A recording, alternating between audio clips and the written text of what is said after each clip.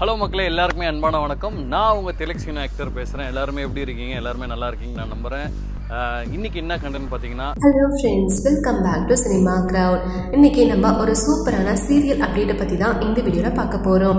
So இவரை நம்ம எல்லாருக்குமே தெரிஞ்சிருக்கோம். ஸோ இவர் தான் வானத்தை போல சீரியலில் வெற்றி ரோலில் நடிச்சிருப்பாங்க. ஸோ இவருக்கு ஆரம்பத்தில் என்னதான் பாசிட்டிவ் ரோலில் இந்த சீரியல் நடிச்சிருந்தாலுமே அதுக்கப்புறம் நெகட்டிவ் ரோலில் தான் நடிச்சிருப்பாரு. ஸோ அதை தொடர்ந்து அடுத்ததாக செவ்வந்தி சீரியலையும் நெகட்டிவ் ரோலில் ப்ளே பண்ணியிருப்பாங்க. ஸோ இந்த நிலையில தான் நம்ம திலக்குக்கு இந்த 2 சீரியலும் முடிஞ்ச நிலையில் இப்போ சன் டிவிலேயே மறுபடியும் ஒரு புது சீரியலை கமிட் ஆக போகிறாங்களா, அதுவும் லீட் ரோலில்.